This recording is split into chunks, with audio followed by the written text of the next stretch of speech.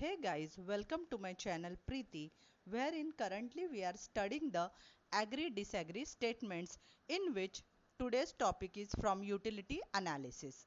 So today we are going to discuss the statement from the chapter utility analysis, which was asked in the board exam 2025. So let's start.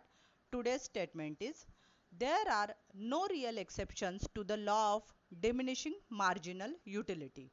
I repeat our question, agree disagree statement, question asked in 2025. Statement: there are no real exceptions to the law of diminishing marginal utility. See, once all of you must have studied this law of DMU, and since you know this law, you must be knowing that the statement is true. But since they are asking us the agree disagree, so we will write the answer like, I am starting with the solution. I agree with this statement. So our answer will be, I agree with this statement. Now since we are agreeing, whatever, agree, disagree, whatever, we have to give the reasoning behind it. So we'll start with the explanation. First point, see, always it's better to write point wise, dear, because whenever whatever marks are allotted, it's better to write point wise. It will help you to secure more marks. So I'll make it in the points. First one, the above statement is true. There are exceptions to the law of DMU. Now see, all of us have studied these exceptions, but this law fails to apply the exceptions to earning money, acquiring knowledge, then consuming liquor and cigarettes, that is addictions of the people. You must have studied this in the exceptions, addictions of the people.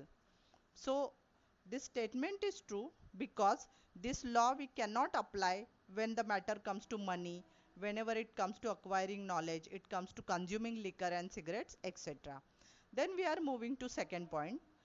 This law, the law of DMU, also does not apply to hobbies such as stamps collection, old coins collection, whichever. Supposing ladies, they have the hobby of jewelry collection or collection of antiques, then listening to good music and reading some books again and again. See, once if you are habituated to reading, you like some book, then it's quite possible that you will read the same book again and again. So in all these cases, this law does not apply. Let us move on to point number 3. All the above are exceptions to the law of DMU, but they are only apparent exceptions. That means we feel that okay, these are exceptions, but they are not real exception, because in each and every case there is violation of some or the other assumption of the law. Dr. Alfred Marshall, whoever gave this law of DMU, they also gave us assumptions, and they said that whenever you apply these assumptions, then only my law will work. So this law of DMU, it is based on certain assumptions. But what happens is, in case of these exceptions, some or the other assumption is violated, and hence these are not real exceptions. In the above cases, see, I hope guys you have already studied DMU in detail, so you must be knowing, you must be able to relate whatever I am saying. If you haven't done yet, then please go to my channel and watch the entire law. See, in all of the above exceptions, the assumptions such as homogeneity, like let us take the collection, or let us take the case of hobbies, stamp collection, coin collection, antiques, whatever. In that case, there the assumption of homogeneity or uniformity, that assumption is violated. Moreover, even the assumption of continuity is violated, because continuously you are not collecting one after another. Moreover, whatever collection you are doing, it's not homogeneous, it's not uniform. There is diversity in the collection. So whichever case you consider, even when it comes to case of money or listening to good music, reading books, in that case also the continuity, the assumption of continuity, the assumption of homogeneity, that is violated. Moreover, if you consider the case of miser also, the exception I hope you studied. So in that case also the condition of rationality is violated.